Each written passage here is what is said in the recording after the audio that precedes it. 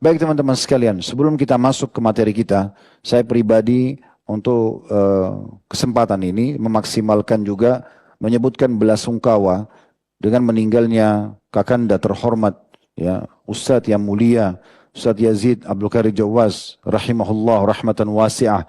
Berapa banyak orang yang menganggap kematian beliau biasa saja.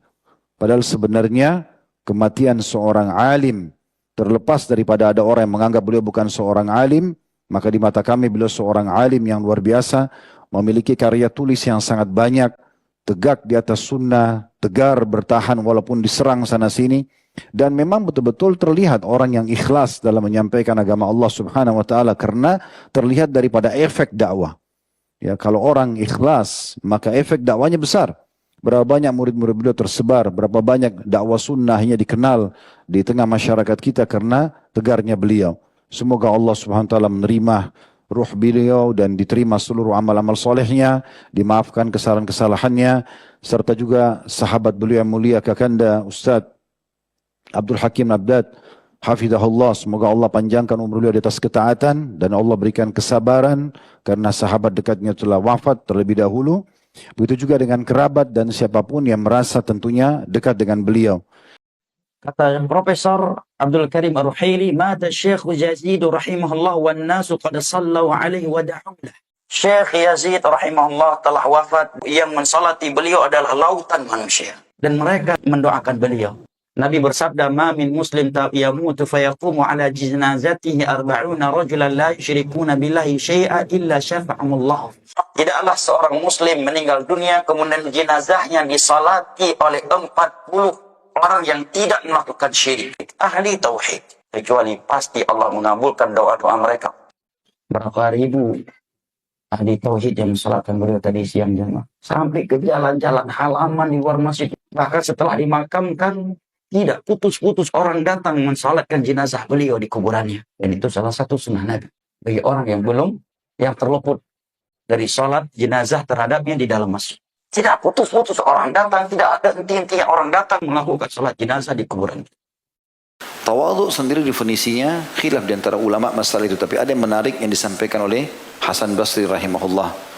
Satu waktu pernah duduk ulama-ulama kota Basrah di salah satu tempat di kota Basrah itu, dan mereka sering kali ketemu setiap pekannya dan mereka mendiskusikan. Mungkin bagi orang awam itu biasa, tapi bagi para ulama itu punya kedudukan, dan dari situ banyak beranjak penjelasan hukum-hukum syar'i. Di antaranya mereka bahas definisi-definisi. Pada saat itu mereka bahas apa sih definisi tawadhu itu. Silakan Syekh Fulan, Imam Fulan masing-masing sebutin. Ulama-ulama semua ini. Hasan Basri diam saja. Dan memang dia dapat julukan gurunya para ulama.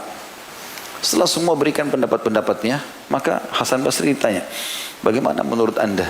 Dari tadi kami lihat anda tidak berbicara. Kata beliau, sesungguhnya kalian sudah banyak memberikan penjelasan.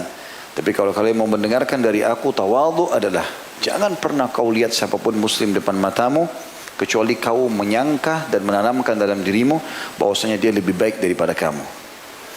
Jadi semua orang yang kita lihat, katakan dia lebih baik. Dalam prinsip yang lain, kata sebagian ulama, kalau kau lihat orang, dia lebih mudah, katakan dosanya lebih sedikit. Dan kalau dia lebih tua, katakan amalnya lebih banyak. Belum tentu teman-teman, dari performance seseorang, langsung kita bisa patok kalau orang itu tidak baik. Mungkin dia masih musbil, tertutup mata kakinya misalnya. Tapi bukan tolok ukur seorang itu lalu kemudian tiba-tiba rusak, buruk.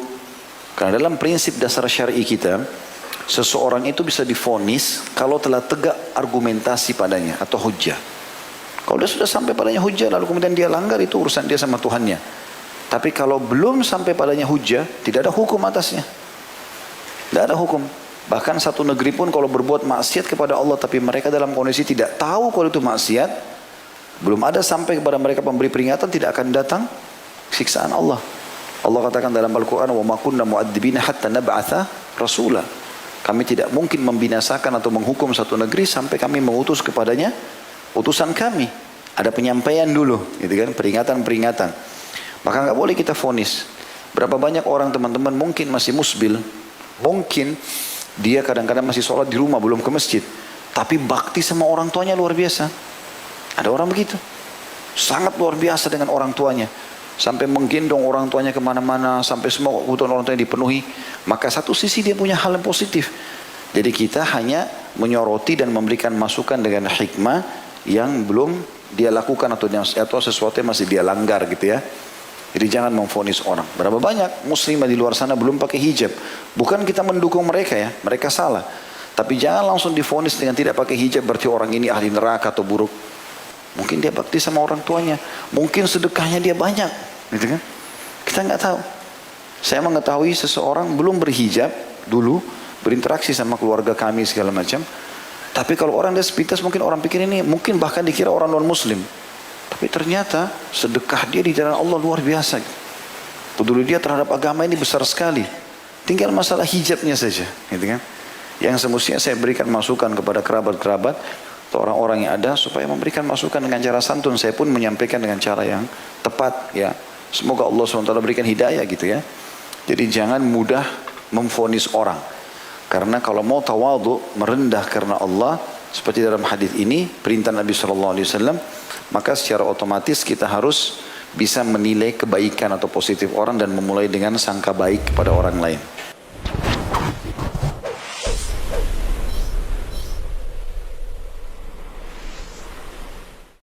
Maka itu dikatakan Rasulullah SAW, tafakkaru fi khalqillah wa la tafakkaru fi zatihi. Berpikirlah tentang makhluk ciptaan Allah, jangan coba-coba memikirkan tentang zat Allah, karena akal kita ini terbatas. Tadi angin saja sudah tak bisa kita cernakan. Kita setiap hari melihat listrik. Mana wujud listrik sebenarnya? Itu lampu listrik. Coba kalau tak ada minyak saja, sudah tak bisa hidup dia. Mana listrik sebenarnya? Tak bisa dicerna oleh akal kita. Kalau dalilnya apa? Harus dilihat. Coba lihat. Kita punya roh tak? Pernah tak kita melihat roh kita? Pernah mendengar suaranya? Pernah mencium baunya? Pernah berbicara dengannya? Lalu dari mana anda mengetahui anda punya roh? Anda tidak pernah melihatnya? Tidak pernah mendengarnya? Tidak pernah berbicara dengannya, tidak pernah mencium baunya. Lalu dari mana anda mengetahui anda punya roh? Akal tak bisa mencerna. Perhatikan, maka kelemahan akal. Jadi ketika untuk manfaatkan akal, kita harus tahu bagaimana kelemahan akal agar kita tidak tidak melampaui batas akal itu. Islam tidak ada doktrin. Kalau dikatakan Rasulullah berpikir tentang makhluk Allah, itu bukan doktrin. Kalau doktrin itu ajarannya itu tak benar, tapi harus diterima sebagai sebuah kebenaran. Sedangkan disebutkan Rasulullah itu bukan doktrin. Apa itu? Batasan akal kita. Tak bisa akal kita mencerna, ikhwan. Sedangkan di dunia ini saja tidak bisa kita mencerna. Banyak perkara di dunia tidak bisa kita cerna. Dalam sebuah penelitian dikatakan bahwa telur ayam kalau mau menetas, itu dalam cangkangnya itu anak ayam mau keluar itu ada semacam tanduk, sehingga dia bisa memecahnya. Tapi begitu dilihat tak ada. Banyak penelitian tak bisa dipecahkan oleh orang. Akan tetapi dengan kita memahami syariat kedudukan kita, bahwa akal kita itu sangat terbatas. Allah berikan kita akal bukan untuk mengotak-ngatik syariat. Allah beri kita akal untuk menerima syariat, lalu berfikir bagaimana cara menjalankan syariat. Itu dia gunanya. Bukan ngotak-ngatik. Maka itu dunia pengetahuan dulu berkembang. Kenapa? Karena orang Islam menerima syariat, lalu mereka berfikir bagaimana memudahkan mereka mengamalkan syariat. Muncullah penemuan-penemuan. Hari ini apa? Akal digunakan orang untuk apa? Untuk mengotak-ngatik syariat. Sampai-sampai ada mengatakan ini. Ada yang mengatakan bahwasanya babi itu yang haram cuma dagingnya. Kenapa? Karena dalam Quran disebutkan, "Huriman 'alaikumul maitatu wa lahmul khinzir." Daging babi. Tengok bahasa Al-Quran. Disebut satu sebenarnya untuk seluruhnya. Tak mungkin ada babi hanya punya daging saja berjalan, tak ada tulang, tak ada kulit. Tak mungkin. Karena sebut daging, di situ melekat tulangnya, di situ melekat kulitnya. Cukup disebut babi dagingnya saja, sudah mewakili seluruhnya. Tak perlu disebut satu-satu, tulangnya, sumsumnya, semua ini banyak betul. Ya, itu bukan kitab suci namanya. Ya, lihat. Seperti Allah katakan, wadrib lahum masalan ashabal qaryati isja'ahal mursalun. Beri mereka contoh sebuah negeri ketika Rasul datang kepada mereka, kepada penduduk negeri itu. Tak perlu Allah ceritakan dia datang rumah sebulan, datang rumah sebulan, datang rumah sebulan. Tak perlu. Berapa tebalnya itu Quran? Lihat, cukup disebutkan satu mewakili seluruhnya. Lihat, ini perlu dipahami. Keterbatasan akal. Akal kita sangat terbatas. Maka itu syariat kita membatasi. Karena akal yang diberikan Allah untuk menerima syariat. Naik haji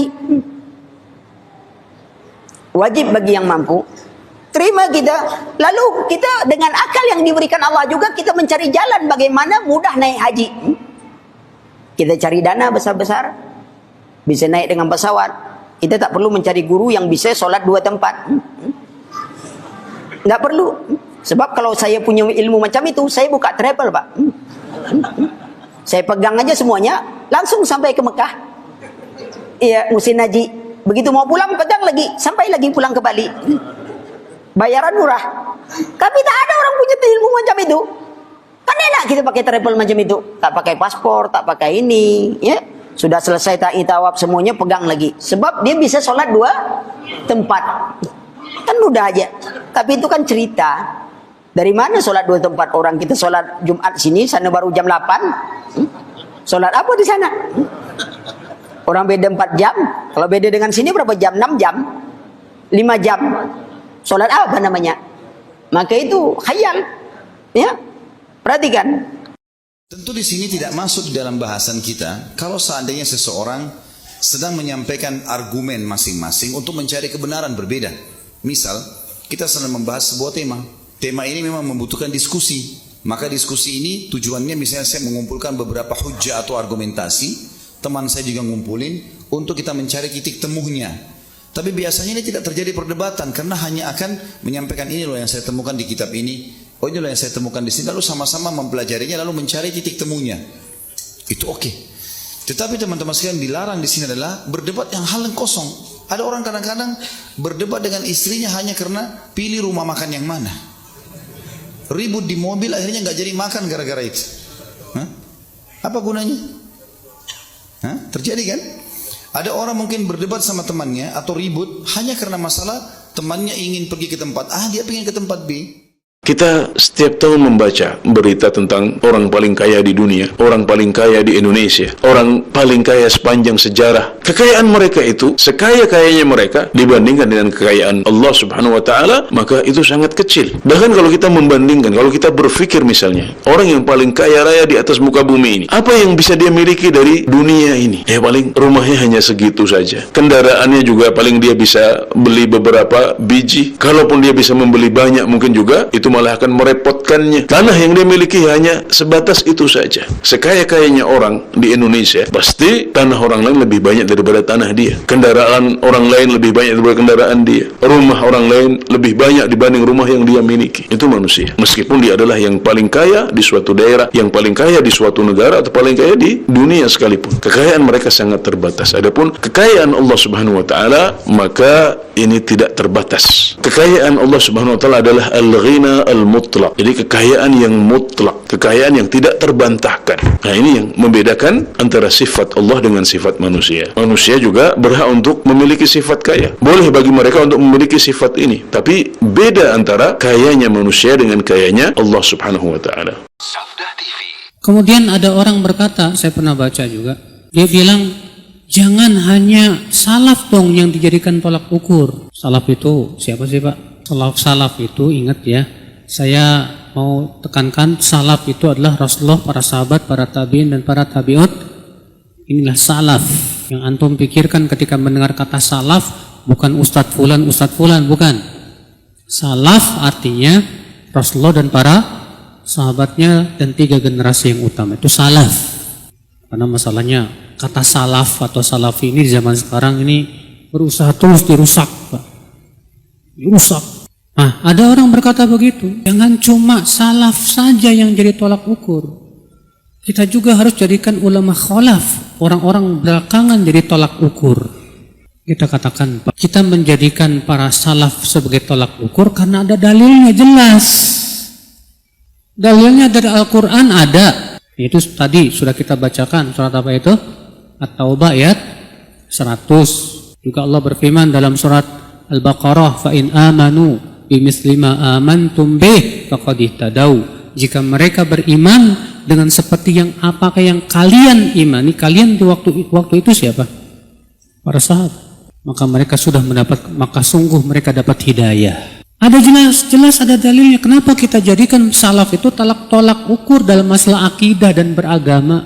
Karena ada dalilnya, ada perintahnya dari Rasulullah SAW.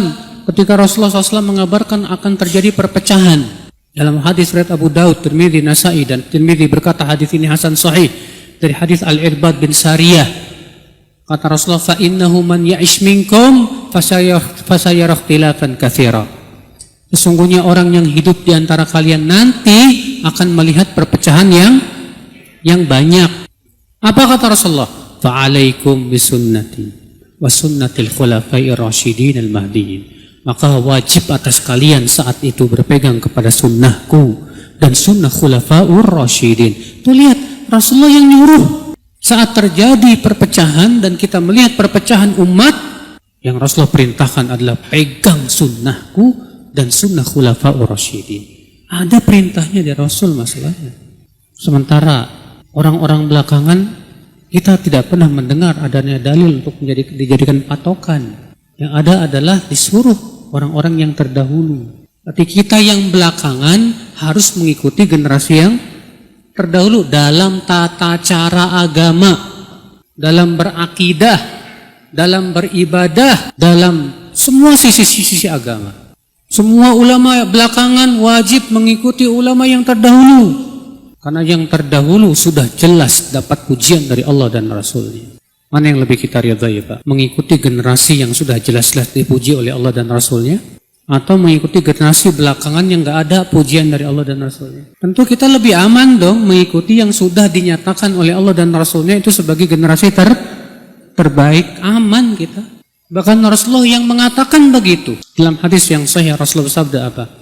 An-nujum amanatun lis-sama, fa idza dhahabatin nujum atatis sama ma tu'ad. Bintang itu keamanan untuk langit, kata Rasulullah. Apabila bintang telah pergi, akan datang kepada langit yang dijanjikan, itu kiamat. Ana amanatun li ashabi, fa idza dhahabtu ana ata ashabi ma yu'adun.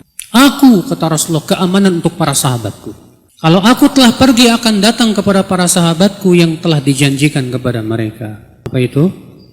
Para sahabat saling berperang, seperti di zaman Ali. Dan apa kata Rasulullah? Wa ashabi amanatun li ummati. Dan para sahabatku adalah keamanan untuk umatku. Fa idza dhahaba ashabi ata ummati ma tu'ad. Apabila telah pergi para sahabatku, akan datanglah kepada umatku yang dijanjikan. Kata Imam Nawawi ketika mensyarah hadis ini, yang dijanjikan itu berupa perpecahan, peperangan sesama kaum muslimin. Munculnya pemikiran-pemikiran yang menyesatkan. Ternyata Rasulullah tegas mengatakan dalam hadis itu, Pak, bahwa para sahabat keamanan untuk umat Islam. Bagaimana kita tidak merasa aman? Sementara Rasulullah sudah menyatakan bahwa mereka keamanan. Maka orang yang merasa tidak aman dengan para sahabat, sungguh ia mendustakan Rasulullah Sallallahu Alaihi Wasallam. Nah, akidah yang dari para sahabat ini yang harus kita pelajari. Bagaimana akidah mereka?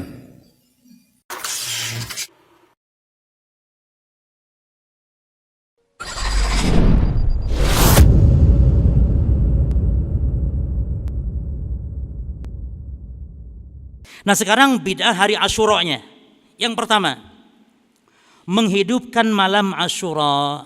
Min bid'i dzikri wa du'a fihi ihya'u lailatihi bi dzikri wa ta'abbud wa takhsis du'ain bismi du'ai Asyura.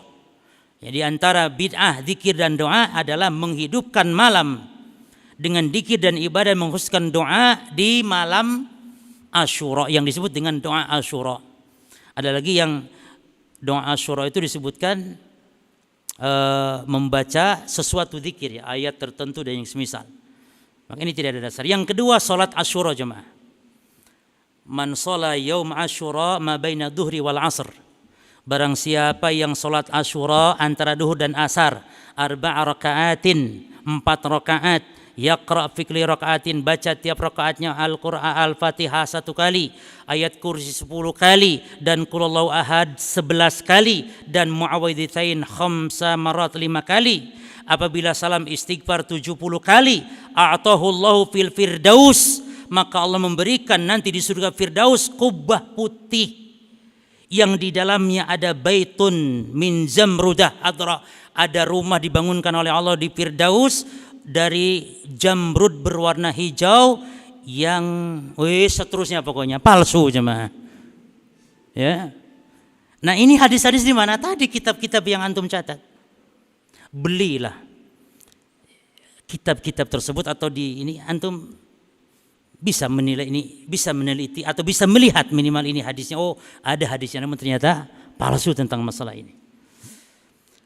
Kemudian doa hari Asyura, ya, tadi malamnya, harinya. Kalau harinya biasanya membaca hasbiyallah wa ni'mal wakil berapa kali jemaah?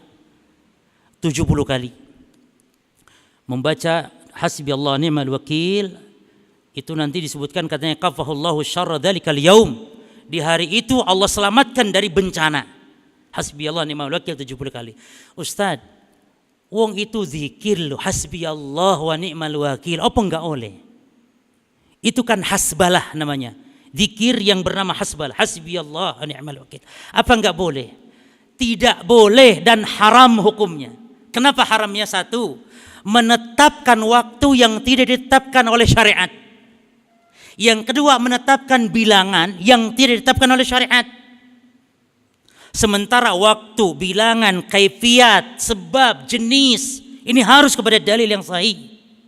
Maka setiap ibadah yang penetapan waktunya, jenisnya, bilangannya tidak ada dasarnya, maka masuk kepada bid'ah. Walaupun hasbiyallahnya adalah bagus. Bagus itu kalau tidak bid'ah di dalamnya. Kalau bid'ah menjadi haram. Kullu bid'atin dhalalah. Setiap bid'ah adalah kesesatan para jamaah. Ini sesat membaca 70 kali di hari Asyura dengan keyakinan tersebut. Lalu yang keempat jemaah, memperingati bid'atul huzni wal ma'atim. Bid'ah memperingati kesedihan dengan kematian Husain. Memang Husain bin Ali bin Abi Thalib dibunuh oleh tentara Ubaidullah bin Ziyad di padang Karbala. Dan Husain tanya waktu itu, ayu makan hada, ini tempat apa namanya? Kata sahabat-sahabatnya, ini adalah Karbala. Kata Husain, Karbala, karbun wabala. Karbun artinya kesedihan, kesusahan, bala artinya bencana, dan ternyata sial. Ini tempat itu justru membawa sial. Nah, Karbala, karbun wabala. Di hari Jumat jemaah, tanggal 10 bulan Muharram di tahun 61 Hijriah, dibunuhlah Al-Husain bin Ali bin Abi Thalib, cucu tercinta Rasulullah sallallahu alaihi wasallam. Orang-orang Syiah melakukan perayaan, yakni meratapi kematian Al-Husain.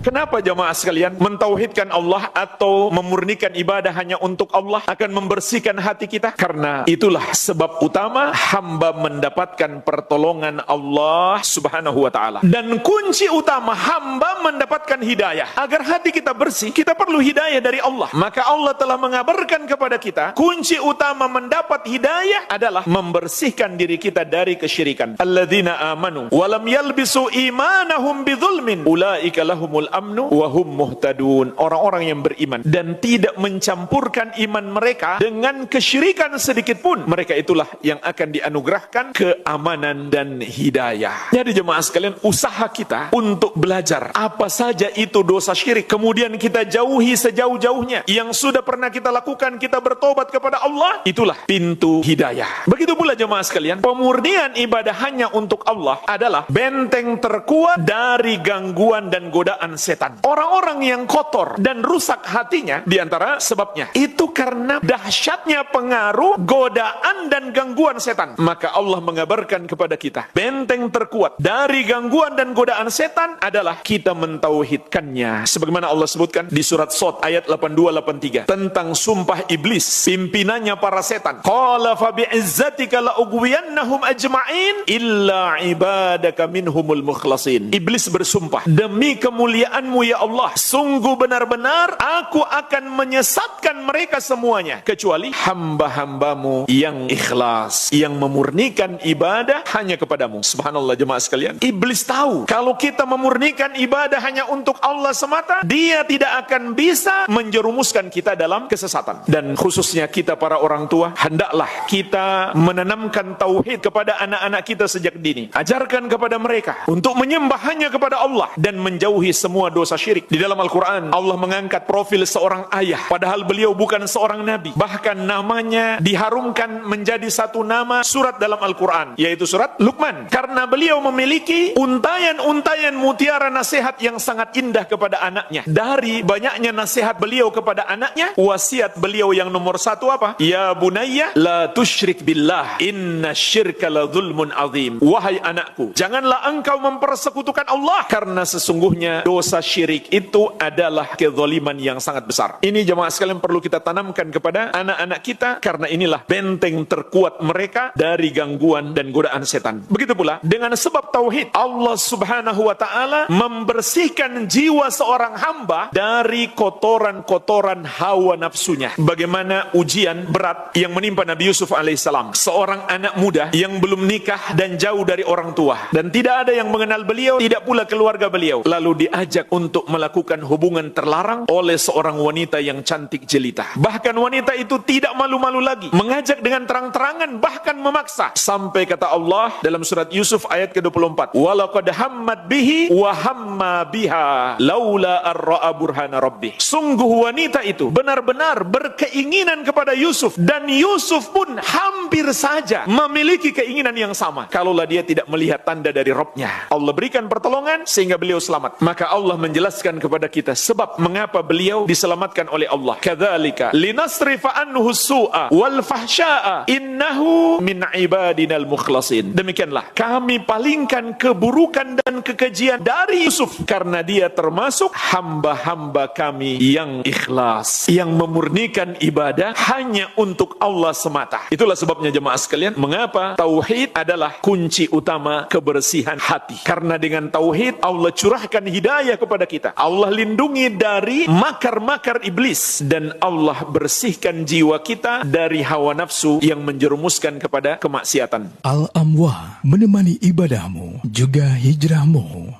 Ya teman-teman sekalian, untuk dekat dengan Allah Subhanahu wa taala adalah kata kuncinya paksakan ibadah dan paksakan tinggalkan dosa. Harus dipaksa. Harus kita paksa jiwa kita.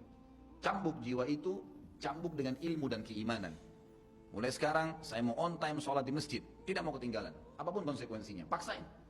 Sesuatu kalau sudah dipaksakan dan menjadi sebuah kebiasaan, akan enak dikerjakan. Otomatis. Tapi kalau kita kendor, sesekali saja dikerjakan, maka akan luluh seperti biasa umumnya. Begitu pula dengan dosa. Paksain diri untuk tinggalkan. Lihat yang haram, turunkan pandangan. Mau beli sesuatu, tahan tangan itu supaya tidak beli. Paksa. Nggak ada masalah kok. Tangan kita nggak putus kalau kita nggak beli DVD film yang tidak benar misalnya. Nggak masalah kok. Kuping kita nggak copot kalau kita nggak dengar musik misalnya. Alihkan ke Al-Quran. Setan goda, lawan. Jangan terus-menerus kendor, imannya seperti kerupuk. Sedikit diramas, sudah hancur. Ini jangan. Sampai kapan Bapak Ibu mau terus berlale-lale dalam jauh dari Allah SWT? Sementara iman itu levelnya sangat jauh. Makin kental, maka makin terus, sampai para ulama mengatakan kenikmatan iman akan terus dirasakan oleh seorang hamba selama dia terus mendeteksi dirinya dan juga dia berusaha bermuhasabah setiap detiknya. Ini sudah ketaatan bukan? Ini sudah ketaatan bukan? Ada kemaksiatan ditolak sama dia. Harus begitu. Dan harus kita mulai dengan diri kita sendiri dengan cara memaksanya. Gak bisa enggak. Kita kalau nggak paksa nggak mungkin. Harus Bapak Ibu sekalian.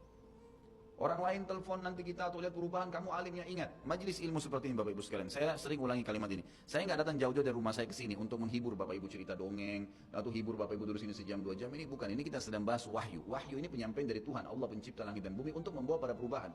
Kalau Anda hadir di majelis ilmu dan Anda pulang setelahnya terasa, ya kenapa ya saya kayak merasa ada beban nih, kayak saya merasa bersalah. Kadang-kadang kita menangis. Itu semua peringatan dari Allah Subhanahu wa taala. Ambil, oh ini berarti kebaikan. Itu kebaikan. Karena Allah mau dengan perasaan itu kita berubah. Ya. Ada perasaan untuk berbuat dosa jadi takut karena sudah hadir di pengajian, itu tanda keimanan. Termotivasi untuk mengerjakan ibadah, hadir lagi di majelis, iya. Begitu teman-teman lihat, kamu alim ya sekarang, iya alhamdulillah, saya sangat bersyukur sama Allah. Jangan malu ucapin itu. Alhamdulillah saya berubah, saya merasa luar biasa, saya bersyukur sama Allah karena Allah masih bisa berikan keselamatan saya sebelum saya meninggal. Mudah-mudahan kamu juga bisa rasainnya keimanan saya. Motivasi dia supaya dia mau ikut. Ini enggak. Kamu sekarang alim ya, masa pakai jilbab begitu? Kenapa kamu pelihara jenggot? Masa azan harus selalu ke masjid? Kemudian, oh iya ya, udah sini aja sholat sama saya. Kendor, sholat di rumah. Kendor, ganti lagi kembali jilbabnya jilbab gaul dan seterusnya. Ini sampai kapan kita mau tergoda nih kira-kira? Waktu terus berjalan. Ingat, setiap peluang ibadah, Bapak Ibu sekalian ingat, Allah peringatkan Anda dan saya seperti cuma ini, penyampaian. Dan kita yang mengubah diri kita. Tidak mungkin saya mengontrol Anda satu-satu di rumah Anda, atau tidak mungkin Allah Subhanahu wa taala menurunkan tangan dari langit. Tetapi Allah Subhanahu wa taala memberikan kepada kita penyampaian dan berikan hati nurani untuk bisa menyentuh hati nurani kita agar kita melakukan, ya, mengerjakannya. Harusnya begitu. Jangan pernah malu untuk berubah menjadi orang lebih baik. Yang malu itu kalau kita menjadi orang lebih buruk. Ingat, peluang-peluang ibadah yang Anda sudah sia-siakan, wallahi Bapak Ibu sekalian, demi Allah Anda akan sesali nanti. Di hari kiamat nyesal, ya Allah, kenapa dulu saya enggak puasa Senin itu ya? Nyesal, ya Allah, kenapa dulu saya enggak sholat tahiyat masjid ya? Saya malah duduk di depan masjid cuma ngobrol-ngobrol. Ya Allah, kenapa dulu saya enggak maksimal bacanya cuma surah pendek ya? Kenapa enggak surah panjang ya? Ini ibadah saja bisa kita sesalin, apalagi kalau dosa. Malah lebih parah itu. Menyesalnya luar biasa, tapi enggak ada gunanya. Peluang-peluang ibadah yang Anda sudah sia-siakan tidak akan pernah bisa diperbaiki. Gak bisa. Ini tadi kalau ada orang tidak ikut sholat sama kita berjamaah maghrib misalnya, kemudian mereka ikut di pengajian lalu merasa tersentuh, coba ya saya ikut dari awal ya. Memang betul, penyesalan bagus. Tapi sudah dicatat dan tidak akan pernah berubah di buku amal pada hari itu, jam itu, sholat itu telat. Pahalanya beda dengan orang yang awal waktu. Makanya motivasi Nabi SAW sangat banyak untuk mengerjakan sholat di awal waktunya, motivasi untuk di saf pertama, motivasi untuk tidak ketinggalan takbiratul ihram pertama imam, semuanya itu untuk menjaga hubungan dengan Allah Azza wa Jalla. Jadi untuk dekat dengan Allah harus memaksakan diri dalam ibadah dan harus memaksakan diri untuk meninggalkan dosa. Bagaimana tangganya untuk sampai ke sana? Ilmu, majelis ilmu. Hadir di majelis ilmu seperti ini Bapak Ibu sekalian, saya bukan mengatakan karena saya menyampaikan, siapa saja di antara teman-teman dai yang sampaikan, semoga Allah ikhlaskan niat kita semua, itu harus dihadiri, harus. Hadiri majelis ilmu akan mengubah kita. Kalau tidak, dengar, bawa Walkman, bawa headset, bisa dengar di HP kita. Sekarang bisa daripada kita nonton. Orang banyak habisin pulsanya hanya nonton YouTube hal-hal yang tidak ada manfaatnya. Nonton ceramah tuh, dengarin. Sambil belanja, sambil macet di jalan, pasang headset di kuping. Kemudian kita dengarin ceramah-ceramah itu. Tambah ilmu dengan ilmu. Tidak ada kata cukup. Kata para ulama salaf, ilmu itu, ilmu syar'i yang merupakan tangga membawa kita kepada hubungan dengan Allah yang sangat baik. Karena dengan keimanan akan muncul, iman akan muncul dengan ilmu itu. Seminggu sekali itu nggak cukup. Apalagi ada orang sebulan sekali, apalagi ada orang cuman kalau lagi ada waktu lowong, ini nggak bisa. Kita sibuk Bapak Ibu sekalian memberikan makan tubuh kita. Makan makanan, minum, macam-macam variasi, betul untuk fisiknya sehat. Tapi ruhnya kurus, kerempeng, sakit. Itu luar biasa. Tapi kalau kita balik, fisik kita yang biasa, cukup kenyang sudah. Tapi ruh kita berikan kesehatan yang luar biasa. Orang kalau ruhnya yang sehat Bapak Ibu sekalian, semuanya jadi kecil buat dia. Julaibib radhiyallahu anhu sahabat Nabi itu, saking kecilnya badannya itu sampai diangkat oleh Nabi SAW dengan satu telapak tangan karena kecilnya badannya. Tapi di perang ya Uhud dia bisa membunuh 7 orang kafir. Tidak ada hubungannya dengan kecil badannya, tapi ruhnya kuat, besar. Waktu Nabi SAW balik dari perang Uhud dan terkalahkan oleh orang-orang kafir Quraisy dengan hikmah Allah Subhanahu Wa Taala, semua sahabat waktu itu mati syahid 70 orang. Di Uhud, sisa 630 orang bersama Nabi SAW, semuanya terluka. Dan minimal, luka sahabat waktu itu minimal 7 luka. Sabetan pedang, hantaman tombak, sobekan, pokoknya luka semua sahabat. Sampai ada sahabat sudah nggak bisa jalan karena kakinya sobek, punggungnya sobek, dinaikin di kuda, tiba di rumah tinggal dibaringin. Lihat bagaimana para sahabat mengetahui bagaimana hubungannya dengan Allah Subhanahu Wa Taala dengan ilmu yang sudah tertanam yang Nabi SAW tanamkan dalam hati mereka. Bisa mengubah segala sesuatu. Subhanallah, tiba pulang menjelang maghrib ke kota Madinah, istirahatlah para sahabat ini, mereka lagi obatin obat luka mereka. Nabi SAW dapat wahyu, menyuruh Nabi SAW dan para sahabat keluar mengejar Quraisy. Quraisy ini jumlahnya waktu itu 3.000 orang, pasukan Quraisy. Yang terbunuh cuma sekian belas saja mereka. Dan mereka sudah merasa bangga dan pulang ke kota Madinah, pulang meninggalkan Madinah, karena Uhud itu dekat Madinah. Kemudian mereka bangga dengan itu. Keesokan paginya habis sholat subuh kata Nabi SAW, wahai sahabat-sahabatku, Allah Azza wa Jalla memerintahkan kita untuk mengejar Quraisy. Maka pulanglah masing-masing kalian di suku kalian, lalu motivasi siapapun yang ikut kemarin di Uhud, semua. Mau sakit, mau enggak, mau luka, mau enggak, tapi ini luka semua nih. Minimal punya 7 luka. Ya. Kita kadang-kadang mungkin kuku kita kecabutnya sudah susah ke masjid. Ini sabetan pedang, sobek, rusak semua tubuh mereka. Dikatakan dalam riwayat sampai para sahabat ada yang tidak bisa ngomong karena sudah kesakitan yang luar biasa. Kata Nabi SAW, semua yang ikut di Uhud kemarin keluar lagi. 630 orang semua harus keluar. Bagaimana caranya? Pokoknya ngumpul keluar, perintah Allah. Coba bayangin, kita kadang-kadang habis olahraga saja capek, diajak keluar sama istri atau diajak keluar sama suami, kita sudah nggak mau keluar. Capek, biasa olahraga. Atau mungkin penat, capek, duduk di kantor mau istirahat. Ini habis perang, badannya disabat-sabat, diajak berperang lagi nih. Apa yang terjadi teman-teman sekalian? Pulanglah pimpinan-pimpinan suku sahabat ini, dimulai dengan Sa'ad bin Mu'adz radhiyallahu anhu, sahabat Nabi yang mulia. Luar biasa ini. Orang ini pada saat meninggal, kata Nabi SAW, goncang arsy Allah dengan meninggalnya Sa'ad. Saat pulang ke kaumnya lalu berkata, wahai kaumku, sesungguhnya Nabi SAW menyuruh kalian untuk kembali menyerang Quraisy. Pada saat itu mereka lagi kumpul saling ngobatin luka, dan di depan mereka yang saling ngobatin luka itu adalah Usaid bin Khudair, sahabat Nabi yang mulia. Ini sahabat Nabi yang satu dari Aus ini, kalau membaca Al-Quran malaikat turun dari langit dengerin bacaannya. Luar biasa. Lagi ngobatin lukanya sambil dia berkata, waktu dikatakan Nabi SAW menyuruh kalian mengejar Quraisy, kata Usaid bin Khudair lagi ngobatin lukanya, sami'na wa ata'na, kami dengar dan kami patuh, ditinggalin lukanya. Lalu seluruh suku itu saling nopang satu sama yang lain, mendatangi masjid Nabi SAW untuk ikut berperang lagi. Nggak ada satupun yang tinggal. Ada yang luar biasa, saya terus terang nangis waktu dengar kisah itu, luar biasa. 2 orang anak muda Ansar, saya setiap kenang kisah ini selalu nangis, nggak bisa tahan karena luar biasa. Anak 2 orang ini belasan tahun umurnya, dan dua-duanya nggak bisa jalan, Bapak Ibu sekalian, nggak bisa jalan. Luar biasa, sudah sobek kakinya, sobek punggungnya, bahkan dikatakan di bagian leher ada irisan, di bagian lehernya ada irisan, gitu kan. Kesakitan, dua-dua ini diturunkan dari kuda, ditidurkan, adik kakak nih. Tapi saya tidak ingat, namanya tidak disebutkan dalam kisah, tapi ini kisah luar biasa. Dan kemarin kebetulan Imam Masjid Haram atau saya lagi umroh nyebutin kisah itu juga. Hampir satu masjid orang menangis mendengarkan kisahnya. Dia mengatakan, waktu sampai ke telinga adik kakak ini umurnya belasan tahun ya, di bawah 20 tahun.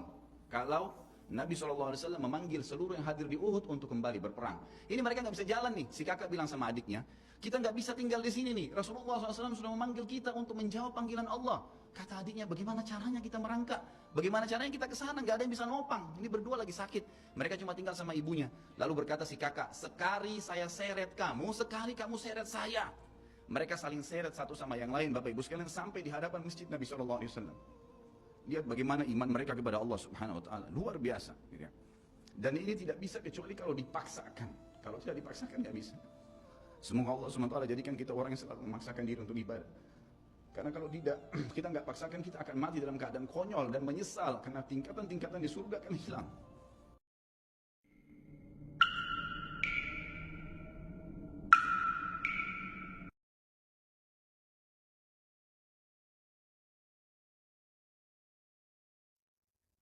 Pada suatu hari,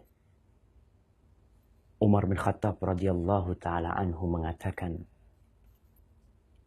setiap harinya nih kita mendengar berita kematian.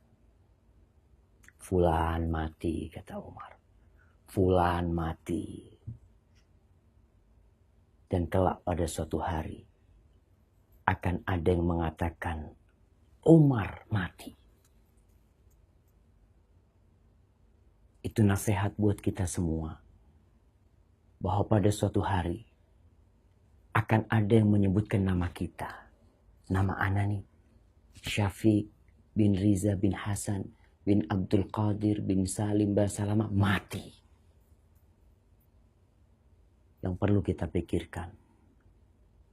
Apakah kita sudah siap untuk diumumkan nama kita termasuk dari jajaran orang-orang yang sudah mati. Andai kata ketika kita mati semuanya selesai, maka kematian buat kita adalah tempat istirahat. Tapi tatkala kita mati, pada hakikatnya kita akan dimintai pertanggungjawaban tentang semua yang kita amalkan. Maka sebelum kontrak kematian kita selesai, atau kontrak kehidupan kita udah usai, maka coba kau berusaha untuk beramal, apa yang bisa kau bawa kepada kematian itu? Karena kelak nanti, ketika udah selesai, orang-orang akan berbondong-bondong mengantarkan kita ke kuburan kita. Mereka akan meninggalkan kita sendirian. Anak, saudara, keluarga, semuanya tidak ada yang urusan sama kita kembali. Maka sebelum hari itu tiba, saatnya kita mempersiapkan diri. Karena kalau sudah tiba nggak bisa diperpanjang lagi. Dan tatkala itu kita akan tahu apa sebenarnya kehidupan dunia ini. Yang telah lama-lama kita berada di sana. Padahal itu hanya sebentar. Yang kaya, yang miskin, yang duitnya banyak, semua mati. Akan datang pengumuman itu, fulan mati. Bagaimanapun kondisimu, maka persiapkan. Sebelum hari itu tiba, kau sudah memiliki persiapan yang matang. Assalamualaikum warahmatullahi wabarakatuh.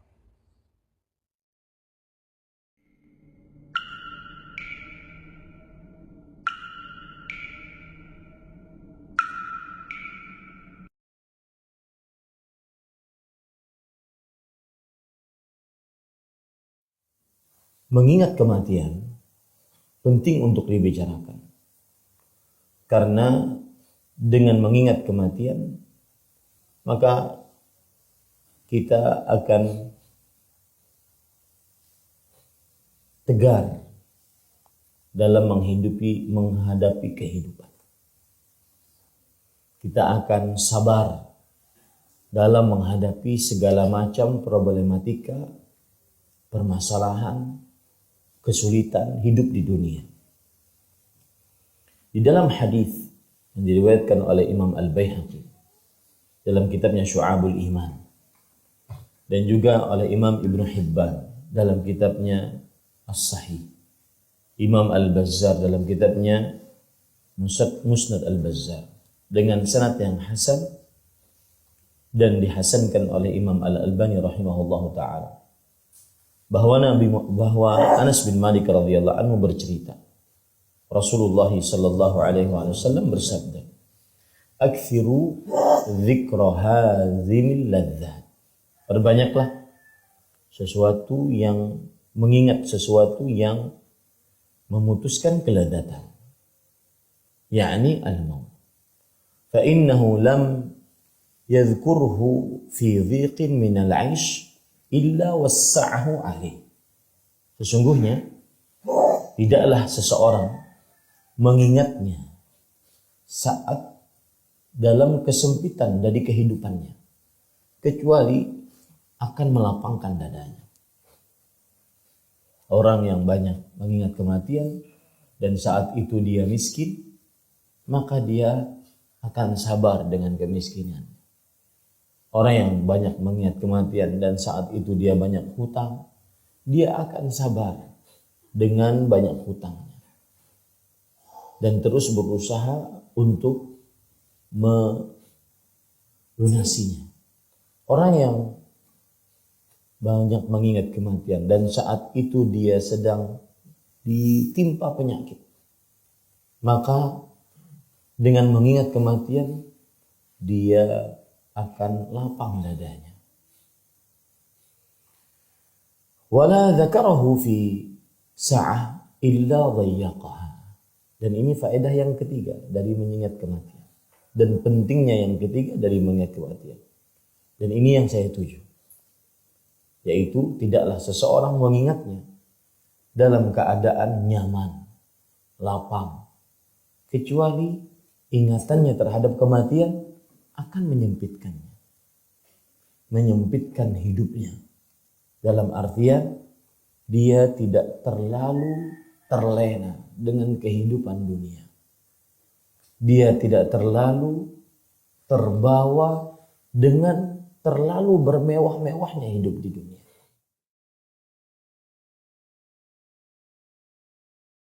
Karena kelak akan ada pertanyaan khusus kepadamu. Jadilah pemuda yang produktif karena kau punya kekuatan. Kau punya energi yang tidak dimiliki orang-orang tua. Kau dapat meng-create sesuatu yang orang lain mungkin gak mampu. Gunakan hal itu. Karena kelak akan ada pertanyaan khusus kepadamu. Kata Nabi SAW dalam hadis riwayat Tirmidzi, "Lan tazula qadama 'abdin yaumal qiyamah hatta yus'al." Telapak kaki manusia tidak akan berpindah pada hari kiamat sampai dia ditanya beberapa perkara. Yang pertama, an umrihi fima afna, tentang umurnya dipakai buat apa? Umur sejak dia baligh sampai dia mati. Yang kedua, wa an syababihi fima. Dia akan ditanya tentang masa mudanya. Dipakai buat apa masa muda? Terdapat 4 kelas, yaitu Basic Hardware Android, kelas Software Android eMMC dan UFS, kelas Private iPhone dan Laptop. Mari, sukses bersama Borneo.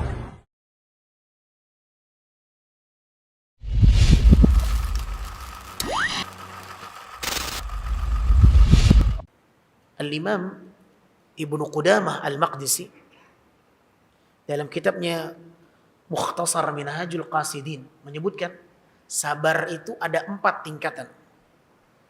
Sabar itu ada 4 tingkatannya. Atau seseorang ketika menghadapi ujian itu ada 4 tingkatan.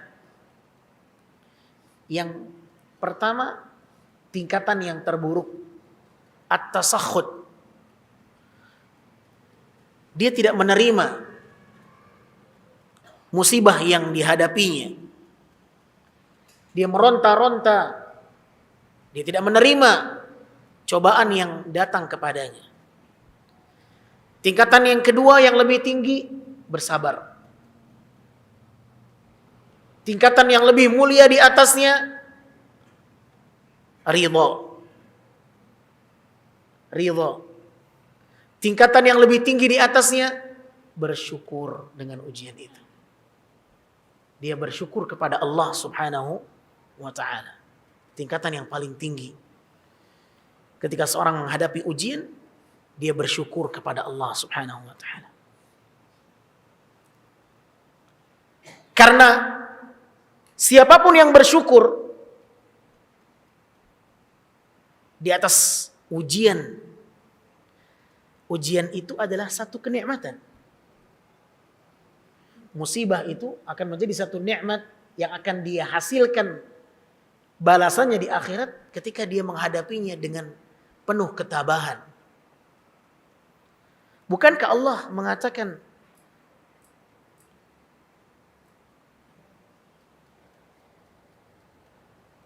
Nabi SAW mengatakan, apabila Allah mencintai hambanya, maka Allah akan uji hambanya. Innallaha idza ahabba 'abdan ibtala. Allah apabila mencintai hambanya, Allah akan menguji hambanya. Ujian itu adalah bukti kecintaan Allah kepada hambanya. Dan anugerah cinta ini yang harus kita syukuri. Ma'asyarul muslimin, musibah itu, kalau kita tahu rahasianya, ujian yang dihadapi itu adalah satu bukti cinta Allah kepada kita. Dari mana taunya? Ketika kita melewatinya dengan penuh kesabaran. Karena Nabi mengatakan, innallaha idza ahabba 'abdan ibtala. Allah apabila menguji hambanya, Allah apabila mencintai hambanya, Allah akan menguji hambanya. Allah apabila mencintai hambanya, Allah akan uji dia.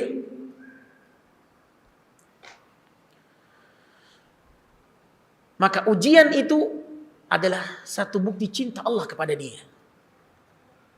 Dengan catatan ketika dia menghadapi ujian itu dengan penuh ketabahan dan kesabaran, bahkan kalau dia bersyukur di atas musibah itu, maka itu jauh lebih tinggi kemuliaan yang akan dia dapatkan. Dan Allah telah menjamin bagi siapapun yang bersyukur kepada Allah, Allah akan tambahkan nikmatnya. La in syakartum la azidannakum wa la in kafartum inna adzabi lasyadid. Kalau kalian bersyukur kepada Allah dengan nikmat Allah, maka Allah akan tambahkan nikmat itu.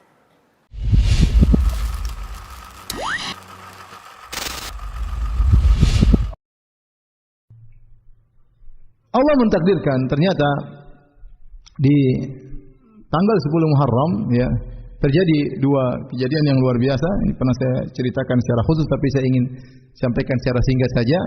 10 Muharram tadi sudah kita jelaskan kejadian peristiwa besar yaitu Nabi Musa alaihissalam diselamatkan oleh Allah Subhanahu wa taala dari kejaran Firaun dan bala tentaranya dan Firaun ditenggelamkan. Dan itu terjadi pada tanggal 10 Muharram. Dan akhirnya tadi saya katakan Nabi Musa bersyukur, akhirnya Nabi Musa alaihissalam berpuasa. Ini salah satu contoh bahwasanya kalau kita mendapat nikmat, kita boleh bersyukur kepada Allah dengan ibadah. Di antaranya ibadah puasa. Dan ini datang dalam Islam banyak. Seperti Nabi SAW banyak salat malam, maka ditanya, kenapa anda salat malam? Hatta tatawarram qadamak, sampai kaki anda terbelah-belah, bengkak-bengkak. Kata Nabi SAW, afala akunu abdan syakuran. Kenapa aku tidak menjadi hamba yang bersyukur? Maka Nabi bersyukur, mewujudkan syukurnya dengan banyak salat malam.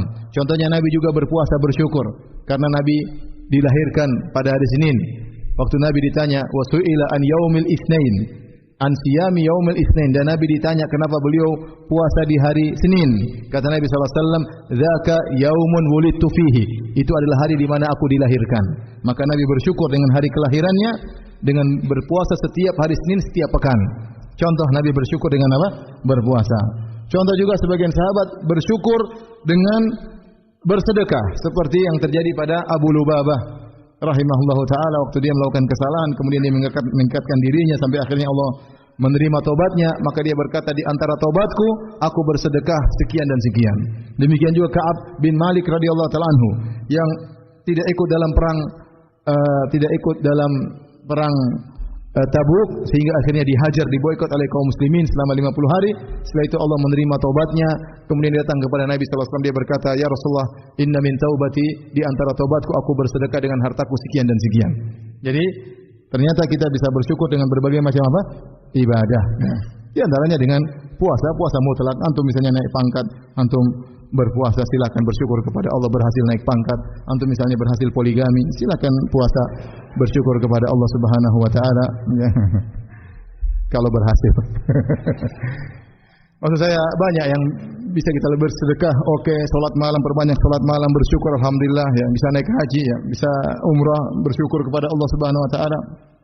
Di antaranya tanggal 10 Muharram Nabi Musa alaihissalam diselamatkan oleh Allah Subhanahu wa taala, maka dia bersyukur. Dan itu sunnahnya Nabi Musa diikuti oleh kita sampai sekarang ini. Setiap tanggal 10 Muharram kita puasa mengenang anugerah yang Allah berikan kepada Nabi Musa, di mana Nabi Musa diselamatkan oleh Allah dari kejaran Firaun dan bala tentaranya. Ternyata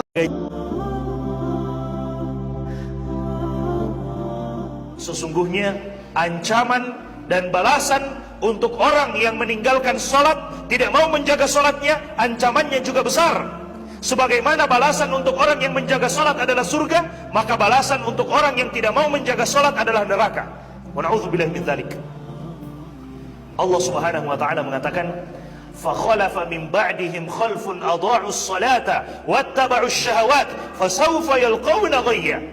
Kata Allah Subhanahu wa taala setelah menyebutkan para nabi yang mulia di dalam surat Maryam, Allah Subhanahu wa taala kemudian mengatakan, setelah para nabi tersebut datanglah satu kaum yang datang setelah para nabi. Apa ciri-ciri mereka? Allah Subhanahu wa taala katakan, adha'us shalah, mereka suka menyia-nyiakan salat, mereka suka meninggalkan salat, mereka tidak mau memperhatikan salat, mereka anggap salat ini hanyalah main-main. Mereka anggap salat itu tidak lebih penting daripada gaji dan penghasilannya. Wattaba'us syahawat, dan mereka lebih mementingkan apa yang diinginkan oleh hawa nafsunya.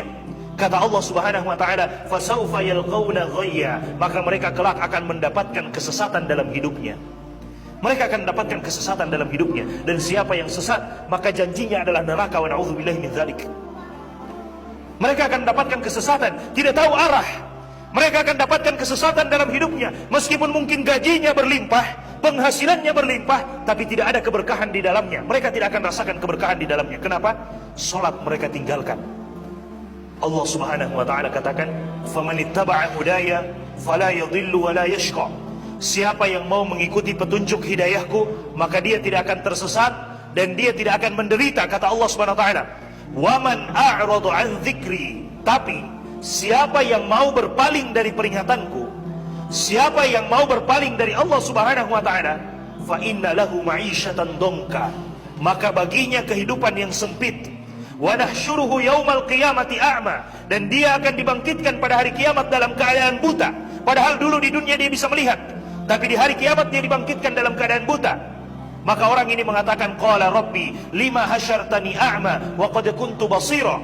Wahai Allah, kenapa engkau bangkitkan aku dalam keadaan buta sementara dulu di dunia aku bisa melihat?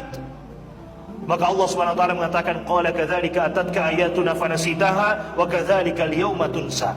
Demikianlah dahulu telah datang ajakan-ajakan kami, telah datang ayat-ayat, telah kami turunkan ayat-ayat untuk mengajak kita beribadah kepada Allah. Telah diturunkan ayat-ayat untuk mengajak kita salat. Telah diturunkan ayat-ayat untuk memberikan ancaman bagi orang yang meninggalkan salat. Kata Allah Subhanahu wa taala, fanasitaha, tapi engkau melupakannya. Maka apa balasannya? Wa kadzalika al-yauma tunsa, maka pada hari ini pun engkau dilupakan. Maka pada hari ini pun engkau dilupakan, jemaah sekalian. Ketika kita meninggalkan Allah, ketika kita tidak mau salat, padahal salat itu adalah bentuk kita ingat kepada Allah Subhanahu wa taala. Ketika azan dikumandangkan, hayya 'alas shalah, ayo kita mendirikan salat. Hayya 'alal falah, ayo kita menuju kepada kemenangan. Kemudian kita lupa dengan Allah, kita tidak mau ingat dengan Allah Subhanahu wa taala. Kelak balasannya pada hari kiamat Allah juga akan melupakan kita. Wa na'udzubillahi min dzalik. Allah akan melupakan kita karena kita di dunia melupakan Allah Subhanahu wa taala. Balasannya al-jazaa'u min jinsil amal. Balasan sesuai dengan apa yang kita lakukan. Kalau kita lakukan baik, maka kita akan dapatkan baiknya, balasan yang baik. Kalau kita lakukan buruk, maka kita akan dapatkan balasan buruknya. Kita meninggalkan salat, maka balasannya Allah juga akan meninggalkan kita. Kita menjaga salat, maka balasannya juga Allah akan menjaga kita. Jamaah sekalian yang dimuliakan oleh Allah Subhanahu wa taala. Kemudian Allah Subhanahu wa taala berfirman di dalam Al-Qur'an menceritakan tentang orang-orang kafir yang dilemparkan ke dalam neraka. Setelah mereka dilemparkan ke dalam neraka, Allah Subhanahu wa taala kemudian bertanya, "Ma salakakum fi saqar?" Wahai penduduk neraka, apa yang menyebabkan kalian dilemparkan ke dalam neraka saqar? Maka mereka menjawab, qalu lam naku minal musallin. Mereka mengatakan, karena dulu di dunia kami tidak termasuk orang yang menjaga salat. Karena dulu di dunia kami tidak termasuk orang yang suka menjaga salat. Kami lebih pentingkan gaji kami lebih pentingkan penghasilan kami daripada salat. Hubungan kita dengan Allah Subhanahu wa taala, berapa gaji kita? Itu pemberian dari Allah Subhanahu wa taala. Dan Allah Subhanahu wa taala mampu memberikan sesuatu yang lebih besar daripada itu. Tapi kadang kita lupa, Allah sudah memberikan gaji kepada kita, Allah sudah memberikan penghasilan kepada kita, lalu kita lupa dengan yang memberikan itu. Kita lupa dengan Allah Subhanahu wa taala yang memberikan itu kepada kita semuanya. Bapak Ibu jemaah sekalian yang dimuliakan oleh Allah Subhanahu wa taala, persoalan salat ini adalah persoalan yang sangat besar. Persoalan yang pertama kali akan dihisab oleh Allah Subhanahu wa taala antara kita sebagai seorang hamba dengan Allah Subhanahu wa taala. Hak Allah yang pertama kali akan dihisab, dihitung nanti pada hari kiamat adalah salat kita. Awwalu ma yuhasabu bihil 'abd as-shalah. Yang pertama kali dihisab dari seorang hamba adalah salatnya. Hubungan kita sesama manusia yang pertama kali dihisab adalah persoalan harta, persoalan darah. Kalau ada orang yang menumpahkan darah dengan seenaknya, tanpa hak, tanpa cara yang hak. Tapi persoalan antara kita dengan Allah yang pertama kali dihisab, dihitung pada hari kiamat adalah salat. Kata Nabi SAW, "Idza saluhat, saluha sairu amalihi." Jika salat kita baik, maka amalan-amalan yang lainnya juga akan ikut menjadi baik. Tapi jika salat kita buruk, maka amalan-amalan yang lainnya juga akan ikut menjadi buruk. Karena salat dapat mencegah kita dari perbuatan yang keji dan perbuatan yang buruk. Inna salata tanha 'anil fahsya'i wal munkar. Sesungguhnya salat ini dapat mencegah kita dari sesuatu yang buruk. Kalaupun kita terjatuh, maka dengan salat itu kita akan dibuat bisa kembali kepada Allah Subhanahu wa taala. Bisa langsung bertaubat kepada Allah Subhanahu wa taala. Kenapa? Karena kita menjaga salat kita. Jaga salat Bapak Ibu jamaah sekalian. Dunia ini sementara. Tidak ada yang tahu kapan kita kembali kepada Allah Subhanahu wa taala. Sementara semuanya. Mungkin kita sudah mendengarkan ada orang yang telah meninggal, dia sudah pergi, tinggal mempertanggungjawabkan apa yang telah dia lakukan dan tidak mungkin dia kembali lagi. Seandainya ada manusia yang meninggal kemudian bisa kembali lagi, maka kita bersantai-santai hari ini karena kita yakin kita bisa kembali lagi. Tapi itu tidak mungkin. Tidak mungkin jika kita sudah dipanggil oleh Allah, tidak mungkin kita kembali lagi. Tidak mungkin kita kembali lagi. Dan sebelum Allah memanggil kita, maka Allah memberikan kesempatan kepada kita untuk silakan sholat, silakan beribadah, berbuat ketaatan kepada Allah SWT sebelum datang waktunya Allah memanggil, dan kita tidak bisa untuk menolak hal tersebut. Bahkan jika ada di antara kita yang mampu membangun satu bangunan yang sangat kokoh untuk melindungi dirinya dari malaikat maut, niscaya tidak akan mampu. Kata Allah SWT, walau kuntum fi burujin musyayyada, meskipun kita berada di dalam tembok-tembok yang kokoh, di dalam istana-istana yang kokoh untuk melindungi diri kita dari kematian, tidak mungkin kematian akan mendatangi kita. Kematian akan mendatangi kita. Tidak mungkin mereka bisa menjauh dan lari dari kematian tersebut. Maka sebelum kematian itu datang, sholat. Sebelum kematian itu datang, beribadah. Sebelum kematian itu datang, berbuat ketaatan kepada Allah SWT. Karena pasti akan datang kematian itu, kita tidak tahu kapan akan datang. Karena itu merupakan rahasia dari Allah. Karena dia adalah rahasia, maka jangan pernah lalai. Boleh jadi ketika kita lalai, tiba-tiba kematian datang. Wa na'udzubillahi min dzalik. Boleh jadi ketika kita sedang lalai, tidak mau salat, tiba-tiba kematian itu datang kepada kita, dan kita tidak bisa berbuat apa-apa lagi pada waktu itu.